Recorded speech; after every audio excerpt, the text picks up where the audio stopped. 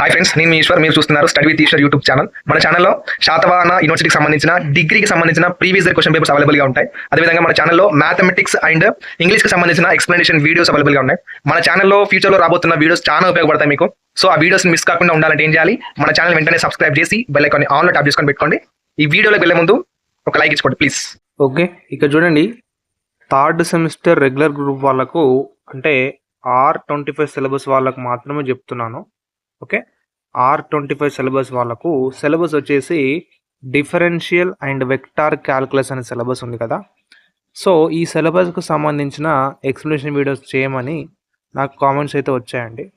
ఇక్కడ నేను ఆల్రెడీ ఈ కొత్త సిలబస్ వాళ్ళకు సంబంధించింది నేను already unit 1 and unit 2 explanation videos already అవైలబుల్గా ఉన్నాయి మన ఛానల్లో.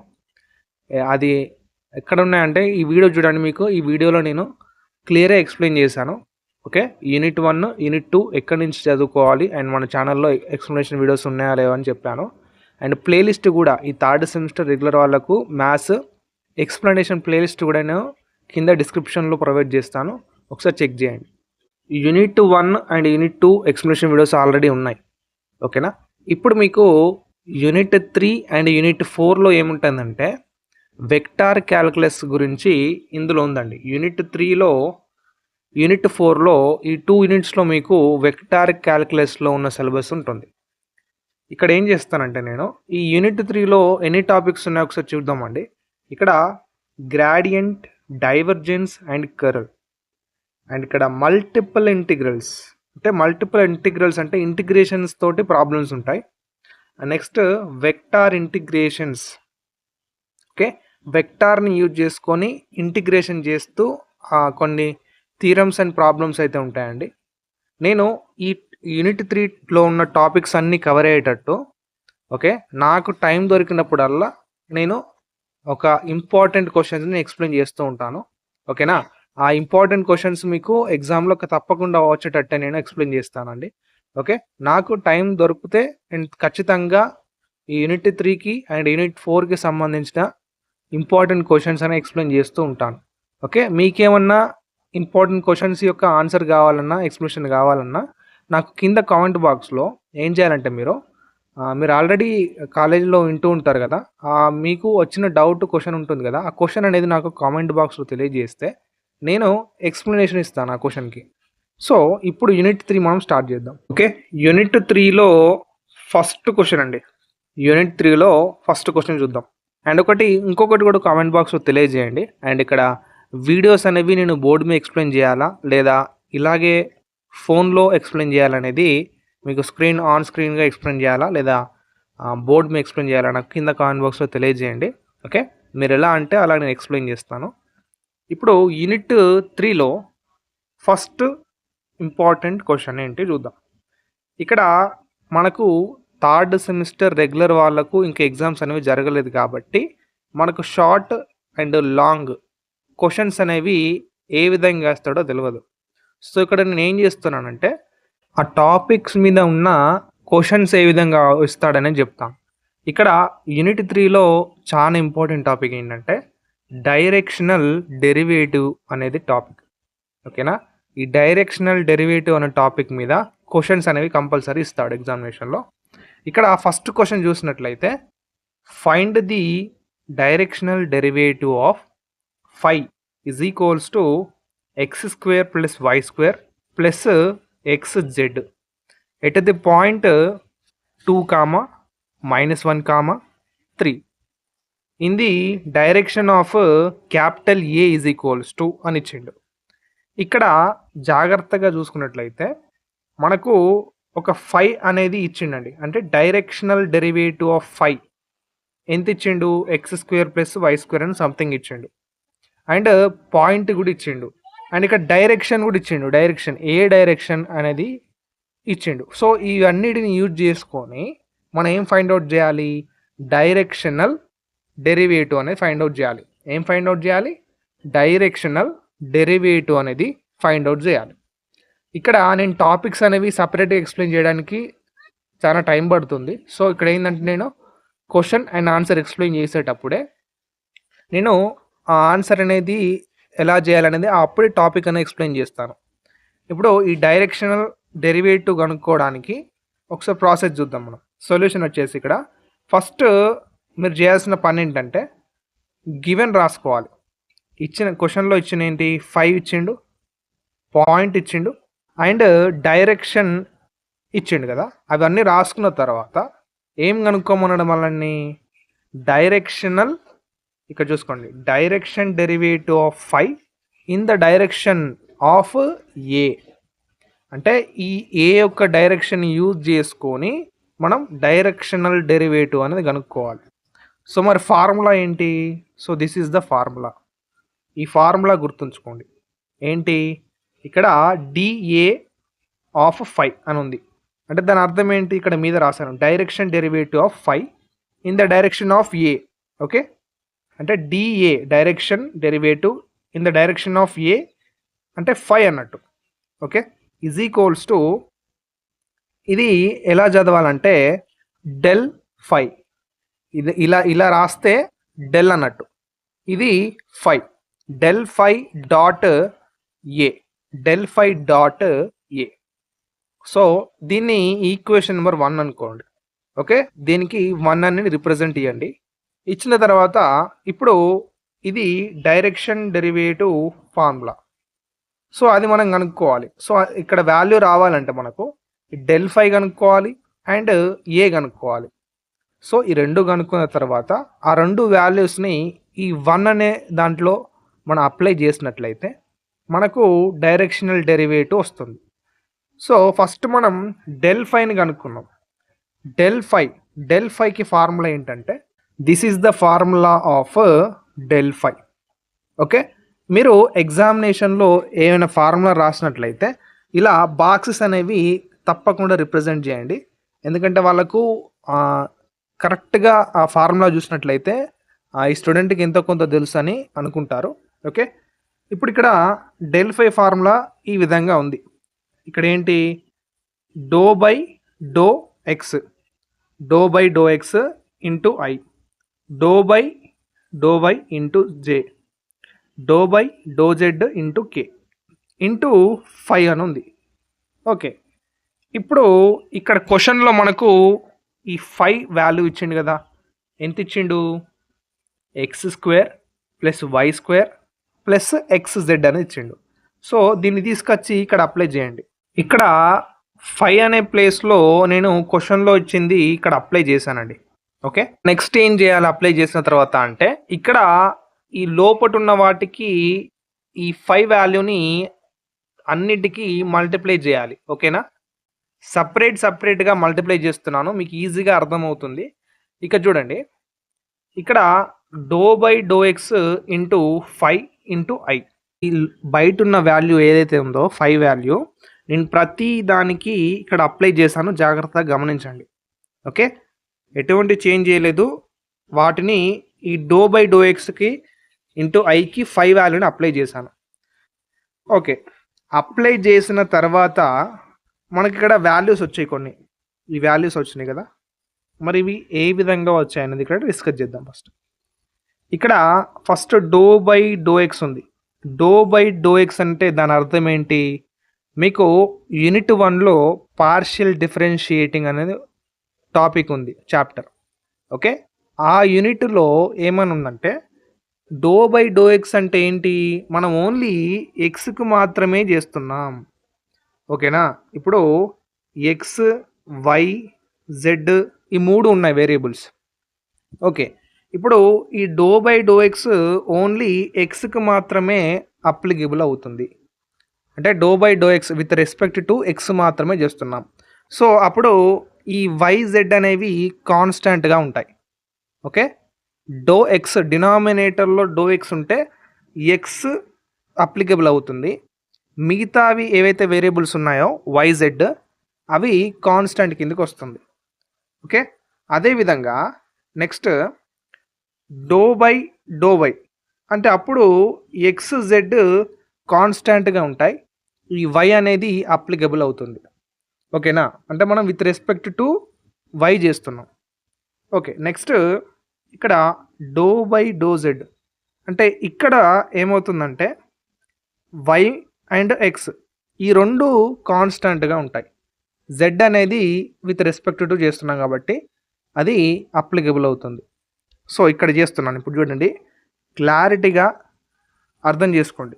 చిన్న మిస్టేక్ అయినా ఎగ్జామినేషన్లో రాంగ్ వస్తుంది.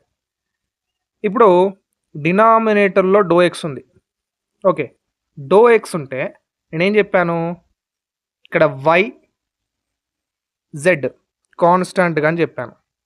ఇప్పుడు ఏం చేయాలంటే మీరు ఇక్కడ వై అవుపడింది అనుకోండి, అది కాన్స్టెంట్ కాబట్టి దాని వాల్యూ 0 అని రాసేయండి. ఇక్కడ రాసాను చూడండి, నేను 0 అని రాశాను. ఓకే, అండ్ ఇక్కడ జెడ్ ఉంది, ఎక్స్ జెడ్ ఉంది, అంటే జెడ్ అనేది కాన్స్టెంటే, అది 0 అవుపడుతుంది. కానీ ఈ జెడ్కు ముందు మనకు ఎక్స్ అనే వేరియబుల్ ఉంది కాబట్టి ఏం చేయాలంటే ఈ విధంగా జెడ్ అని రాయాలి. విత్ రెస్పెక్ట్ టు ఎక్స్ చేస్తున్నప్పుడు ఇక్కడ do by do x into x చేస్తున్నప్పుడు దాని వాల్యూ 1 అవుతుందండి. ఓకే, దాని వాల్యూ 1 అవుతుంది. సో 1 ఇంటూ జెడ్ అంటే జెడ్డే కదండి, అందుకే ఇక్కడ జెడ్ రాశాను. సో మరి ఫస్ట్ స్టార్టింగ్ది ఎలా రాశారు సార్ అంటే, ఇక్కడ ఎక్స్ స్క్వేర్ని నేను 2x అని రాశాను. మీరు do by do x into x power n formula గుర్తుంది అందరికీ. ఎక్స్ పవర్ ఎన్ ఫార్ములా ఏంటి, n x to the power of n minus 1, ఇది ఫార్ములా. ఇప్పుడు ఈ ఎన్ ప్లేస్లో మనకి ఏమొచ్చింది, ఇక్కడ ఎక్స్ పవర్ ఎన్ ప్లేస్లో 2 వచ్చింది. సో ఇక్కడ ఎన్ ప్లేస్లో మనం ఏం చేయాలి, 2 అప్లై చేయాలి. ఇక్కడ 2 అప్లై చేయండి. అప్లై చేసిన తర్వాత ఇక్కడ 2 మైనస్ పవర్లో ఎక్స్ పవర్లో 2 మైనస్ 1 ఉంది, అంటే దాని అర్థం ఏంటి, 2 into X to the power of 1 అని. ఎక్స్ పవర్ 1 అన్న ఎక్సే కదా, సో 2x వచ్చింది. అంటే ఎక్స్ స్క్వేర్కి డిఫరెన్షియేటింగ్ చేస్తే మనకు 2x వచ్చిందండి. సో ఈ విధంగా అన్నిటికీ డిఫరెన్షియేటింగ్ చేయండి. వీటికి కూడా నేనేం చేశాను, డినామినేటర్లో డో వై ఉంది, అంటే విత్ రెస్పెక్ట్ టు వై చేస్తున్నాం. అప్పుడు ఎక్స్ను జెడ్ అనేవి కాన్స్టాంట్గా ఉంటాయని చెప్పాను. కాన్స్టాంట్ అంటే అవి 0 అయిపోతాయి. సో ఇక్కడ ఇందులో ఎక్స్ వేరియబుల్ ఉంది అండ్ ఎక్స్ జెడ్ కలిపి ఉన్నాయి. సో అవి ఏమవుతాయండి, 0 అవుతాయి. అవి డైరెక్ట్గా 0 అప్లై చేయండి. ఇప్పుడు విత్ రెస్పెక్ట్ టు వై చేస్తున్నాం కాబట్టి ఇక్కడ y power 2 same x power n formula ఏ విధంగా అయితే రాశారో ఈ వై పవర్ 2 కూడా అదే విధంగా రాస్తే మనకు 2y వచ్చింది. ఓకేనా, అండ్ సేమ్ అదే విధంగా నెక్స్ట్ ఇది కూడా రాయండి. ఇప్పుడు డినామినేటర్లో డో జెడ్ ఉంది. డో జెడ్ అంటే ఎక్స్ వై అనేది కాన్స్టెంట్, అంటే అవి 0 అయిపోతాయి. ఇక చూసుకున్నట్లయితే ఇందులో ఎక్స్ స్క్వేర్ అనేది కాన్స్టెంట్ కాబట్టి డైరెక్ట్గా 0 రాశాను. వై అనేది కాన్స్టెంట్ కాబట్టి డైరెక్ట్గా 0 రాశాను. ఇక్కడ ఎక్స్ జెడ్ ఉంది. ఓకే, ఓన్లీ ఎక్స్ వేరియబుల్ ఉన్నట్లయితే అది కాన్స్టెంట్ కాబట్టి 0 అయిపోతుంది. కానీ ఇక్కడ ఎక్స్ అనే వేరియబుల్ జెడ్తోని మర్జ్ అయి ఉంది కాబట్టి అది 0 అవ్వదు. ఓకే, ఎక్స్ అనేది అలాగే ఉంటుంది. ఇక్కడ క్లియర్గా చెప్తాను వినండి, ఎక్స్ జెడ్కి మనం డిఫరెన్షియేటింగ్ చేస్తే ఏమవుతుందంటే ఎక్స్ కాన్స్టెంట్ అలాగే ఉండి ఈ జెడ్ అనేది విత్ రెస్పెక్ట్ టు జెడ్ చేస్తున్నాం కదా, డో జెడ్ కదా, కాబట్టి 1 వస్తుంది. ఎక్స్ ఇంటూ 1 అంటే ఎక్స్ కదా, కాబట్టి ఎక్స్ రాశాను యాజ్ ఇట్ ఈస్. ఓకే, ఈ బ్రాకెట్స్ పెట్టి డిఫరెన్షియేట్ చేసిన తర్వాత ఇక్కడ బయట ఐ జే కే ఈ 3 రాయడం మర్చిపోకండి. ఓకే, క్లియర్ కదా, డన్. ఇప్పుడు ఇదంతా మనం సాల్వ్ చేయాలి. 2x into i, okay, 2x into i రాశాను. అండ్ ఇక్కడ z into i, okay, plus and next ఇక్కడ 2y into j, 2y into j and next x into k, x into k. ఓకేనా, ఈ విధంగా సాల్వ్ చేసుకుంటూ రావాలి. Solve చేసుకుంటూ వచ్చిన తర్వాత మనకు డెల్ ఫై అనేది కరెక్ట్గా రాయాలి. ఓకే, అయినా ఇక్కడ కామన్ తీసేటివి ఉంటే కామన్ తీసి వస్తే ఇలా క్లియర్గా రాయాలి. ఇప్పుడు ఇక్కడ డెల్ ఫై వాల్యూ మనకి ఎంత వచ్చింది అంటే, ఇప్పుడు ఇక్కడ 2xi ప్లస్ zi ఉంది. ఇందులో i అనే వేరియబుల్ మనం కామన్ తీయచ్చు కదా. సో i అనేది నేను కామన్ తీసి రాస్తే ఈ విధంగా రాశాను. అండ్ మిగతా రెండు యాజ్ ఇట్ ఈజ్. ఇప్పుడు ఇది డెల్ ఫై వాల్యూ. ఓకే, మనకున్న ఫార్ములా ప్రకారం చూసుకున్నట్లయితే మనకు ఈ వాల్యూ వచ్చిందండి. నెక్స్ట్ ఇక్కడ మనకు కావాల్సిన వాల్యూ ఏంటి, ఇంకా ఏ వాల్యూ. ఈ ఏ అనే వాల్యూ వచ్చినట్లయితే మనకు ఈ directional derivative of phi in the direction of A అనే వాల్యూ మనకు వస్తుంది. సో ఇప్పుడు ఏ అనే వాల్యూ కనుక్కున్నట్లయితే ఇక్కడ దానికంటే ముందు ఏం చేయాలంటే డెల్ ఫైని వాడిచ్చిన పాయింట్ తోటి, ఇక్కడ చాలా మంది ఇక్కడనే మిస్టేక్ చేస్తారు. ఓకే, మనకు క్వశ్చన్లో పాయింట్స్ ఇచ్చింది కదండి, ఆ పాయింట్స్ని ఎక్స్ వై జెడ్గా అనుకొని మనకు వచ్చిన డెల్ ఫైలో సబ్స్టిట్యూట్ చేయాలి. ఓకే, ఇది ఇంపార్టెంట్ పాయింట్. ఇక్కడ సబ్స్టిట్యూట్ చేసినట్లయితే మనకు డెల్ ఫై అనేది క్లారిటీగా ఈ విధంగా వస్తుంది. Okay, 7i minus 2j plus 2k. ఎప్పుడు ఇది ఎక్స్ వై జెడ్ అంటే మనకు క్వశ్చన్లో ఒక పాయింట్ ఇస్తాడు, ఆ పాయింట్ని ఎక్స్ వై జెడ్గా అనుకొని ఈ డెల్ ఫై మనకి ఏదైతే వచ్చిందో అందులో సబ్స్టిట్యూట్ చేస్తే మనకు ఈ విధంగా వస్తుంది. కావాలంటే ఇక్కడ క్యాల్కులేషన్స్ చూసుకోండి, ఏమైనా డౌట్స్ ఉంటే కింద కామెంట్ బాక్స్లో తెలియజేస్తే నేను చెప్తాను. ఇక్కడ క్లియర్గా ఇప్పుడు ఈ డెల్ ఫై వాల్యూ వచ్చింది. నెక్స్ట్ ఏం కావాలి మనకు, ఏ వాల్యూ కావాలి. దానికి now unit vector in the direction of A.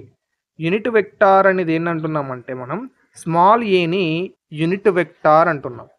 Okay, unit vector in the direction of A. ఇప్పుడు A is equals to formula ఏంటి, capital A divided by mod A. ఓకేనా, మన క్వశ్చన్లో డైరెక్షన్ ఎంత ఇచ్చిండండి, A is equals to i plus 2j plus కే, ఈ విధంగా అయితే ఇచ్చిండు. సో దీన్ని ఇక్కడ న్యూమరేటర్లో అప్లై చేయండి. న్యూమరేటర్లో అప్లై చేస్తే కింద డినామినేటర్లో మాడ్ ఏ ఉంది, ఏ వాల్యూ క్వశ్చన్లో ఇచ్చినట్టే యాజ్ ఇట్ ఈస్గా అప్లై చేశారు. ఓకే, మరి ఇచ్చిన ఏ డైరెక్షన్కి మాడ్ అప్లై చేయడం ఎలా అంటే, దీనికి మాడ్ అప్లై చేయడానికి ఇక్కడ ఈ వేరియబుల్స్ ఉన్నాయి కదా, ఆ వేరియబుల్స్ ముందున్న కోఎఫిషియెంట్స్ని తీసుకోవాలి మనం. ఇప్పుడు ఐ మనకు ఫార్ములా ఉంటుంది ఒకటి, మాడ్ ఏకి ఫార్ములా ఏంటంటే ఇక్కడ A square plus B square plus C square. ఓకేనా, ఇక్కడ ఇక్కడ ఏ కోఎఫిషియెంట్ ఇక్కడ ఏముంది, ఇక్కడ ఏముందని చూసుకోవాలి మనం. ఫార్ములా ప్రకారం చేసినట్లయితే ఇక్కడ ఐ ముందు మనకి ఏ కోఎఫిషియెంట్ లేదు కాబట్టి మనం 1 అనుకొని √1 హోల్ స్క్వేర్ అని రాయాలి. ప్లస్ అండ్ ఇక్కడ జే ముందు కోఎఫిషియెంట్ 2 ఉంది, సో 2 హోల్ స్క్వేర్ అని రాయాలి. ప్లస్ ఇక్కడ కే ముందు ఎటువంటి కోఎఫిషియెంట్ లేదు కాబట్టి మనం 1 అనుకొని 1 హోల్ స్క్వేర్ రాయాలి. ఓకేనా, డన్. నెక్స్ట్ ఏం చేయాలంటే ఈ 1 స్క్వేర్ని 1, 2 స్క్వేర్ అంటే 4, 1 స్క్వేర్ అంటే 1, ఈ విధంగా రాసి ఇప్పుడు వీటన్నిటిని అడిషన్ చేస్తే మనకు 6 వస్తుందండి, √6 అని వస్తుంది. So this is the value of unit vector అంటే ఏ వెక్టార్. ఇప్పుడు మనకు 2 వాల్యూస్ ఉన్నాయి కదా, మన ఫార్ములా ప్రకారం 2 వాల్యూస్ కావాలి, 2 వాల్యూస్ ఉన్నాయి. సో ఈ 2 వాల్యూస్ని మనం 1లో సబ్స్టిట్యూట్ చేద్దాం. 1 ఇగో ఇక్కడ ఈ 1లో సబ్స్టిట్యూట్ చేస్తే మనకు సాల్వ్ అయిపోతుంది ప్రాబ్లం.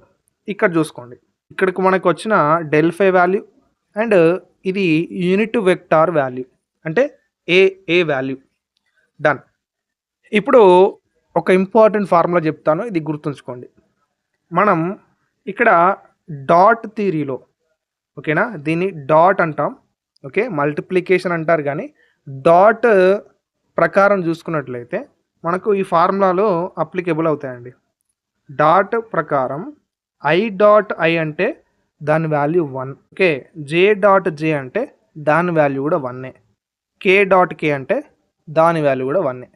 ఓకేనా, ఒక సేమ్ వేరియబుల్స్ డాట్లో అప్లికేబుల్ అవుతే ఓకేనా దాని వాల్యూ 1 అవుతుంది, ఇది గుర్తుంచుకోండి. ఇప్పుడు ఇక్కడ ఈ విషయం ఎందుకు చెప్తున్నారు సార్ అంటే ఇక్కడ ఐ డాట్ ఐ ఉంది, సో అప్పుడు ఏమవుతుందండి, దాని వాల్యూ 1 అవుతుంది. నేను ఇక్కడే చెప్తున్నాను, డైరెక్ట్గా రాస్తున్నాను. ఇప్పుడు 7i ఇంటూ ఐ అంటే 7i డాట్ ఐ అని ఉంది. ఇక్కడ ఏం చెప్పాను నేను, ఐ డాట్ ఐ అంటే 1 కదా, 7i డాట్ ఐ అంటే 1. సో 7 ఇంటూ 1 అంటే 7 కదా. సో యాజ్ ఇట్ ఈజ్ ఇక్కడ నేను 7 రాశాను. And -2j dot plus 2j, -2j dot plus 2j. ఇక చూసుకోండి, -2j డాట్ ప్లస్ 2j అని ఉంది. ఓకే, ప్లస్ 2j వీటిని మల్టిప్లై చేస్తే మైనస్ ఇంటూ ప్లస్ ఎంత అండి, మైనస్ కదా. 2 ఇంటూ 2 4 కదా. అండ్ ఇక్కడ j డాట్ j అంటే దాని వాల్యూ 1. ఓకే, ఇక 2k డాట్ k ఏమవుతుంది, 2k డాట్ k. ఇప్పుడు k డాట్ k అంటే దాని వాల్యూ 1 కాబట్టి 2 ఇంటూ 1 అంటే 2 వస్తుంది. ఓకే, ఇది క్లియర్గా అర్థమైంది అనుకుంటున్నాను. అర్థం కాకుంటే ఒకసారి కామెంట్ బాక్స్లో తెలియజేయండి. ఇక్కడ క్లియర్గా చూసుకోండి, మనం దీన్ని సాల్వ్ చేయాలి. ఇప్పుడు ఫస్ట్ ఇక్కడ సాల్వ్ చేసేటప్పుడు మీరు బాడ్ మ్యాథ్స్ రూల్ని గుర్తుంచుకోండి. ఫస్ట్ ఎప్పుడైనా కానీ ఇక్కడ అడిషన్ సబ్ట్రాక్షన్ ఉన్నట్లయితే ఫస్ట్ బాడ్ మ్యాథ్స్ ప్రకారం మనం అడిషన్ చేయాలి ఫస్ట్, దాని తర్వాత సబ్ట్రాక్షన్ చేయాలి. గుర్తుంచుకోండి, ఇక్కడ 7 పాజిటివ్ ఉంది అండ్ 2కి పాజిటివ్ సైన్ ఉంది. సో ఫస్ట్ ఈ రెండు అడిషన్ చేయండి. 7 + 2 అంటే 9 కదా. -4 ఉంది కాబట్టి బ్యాలెన్స్ -4. సో 9 - 4 అంటే 5. ఇక్కడ 5/√6 అనేది 5/√6 అనేది మనల్ని కనుక్కోమన్నది. ఏం కనుక్కోమన్నాడు క్వశ్చన్లో, ఫైండ్ ద డైరెక్షనల్ డెరివేటివ్ అన్నాడు. కాబట్టి ఇది డైరెక్షనల్ డెరివేటివ్ అండి. సో ఈ విధంగా ఈ క్వశ్చన్కి ఆన్సర్ అనేది ఈ విధంగా ఉంటుంది. నేను ఒక క్వశ్చన్ ఇస్తాను మీకు హోంవర్క్, నిన్న ఎక్స్ప్లెయిన్ చేస్తాను, మీకు కావాలంటే ఒకసారి చూసుకోండి. క్వశ్చన్ అనేది find the directional derivative of 5 = at the point in the direction of. ఒక్కొక్కసారి ఎగ్జామ్లో ఇక్కడ ఇది a = అని ఇవ్వడు, మనమే గుర్తుంచుకోవాలి. డైరెక్షన్ అంటే వాడిచ్చింది ఏ వాల్యూ, క్యాపిటల్ ఏ వాల్యూ అని గుర్తుంచుకోవాలి. ఓకే, ఇప్పుడు నేను ఈ క్వశ్చన్కి ఏ విధంగా అయితే సొల్యూషన్ చేశానో ఈ సెకండ్ క్వశ్చన్కి కూడా నీట్గా నేను చెప్పినట్టు ఒకసారి చేయండి. మీకు ఆన్సర్ ఏ విధంగా వచ్చిందో కామెంట్ బాక్స్లో తెలియజేస్తే మీకు వచ్చిన ఆన్సర్ కరెక్టా కాదా అనేది నేను చూసి ఎంతమంది కరెక్ట్ చేశారు, ఎంతమంది రాంగ్ చేశారో చూసి నేను నెక్స్ట్ వీడియోలో ఈ క్వశ్చన్ యొక్క ఎక్స్ప్లెనేషన్ వీడియో చేస్తాను తప్పకుండా. అండ్ ఈ వీడియోస్ మీ ఫ్రెండ్స్కి కూడా షేర్ చేయండి. అలాగే థర్డ్ సెమిస్టర్ వాళ్ళు యూనిట్ 1, యూనిట్ 2కి సంబంధించిన ఎక్స్ప్లెనేషన్ వీడియోస్ కింద డిస్క్రిప్షన్లో ఉన్నాయి, తప్పకుండా చూడండి. And thank you. నెక్స్ట్ వీడియోలో మళ్ళీ కలుసుకుందాం. Until then keep watching study with Eshwar YouTube channel. Thank you.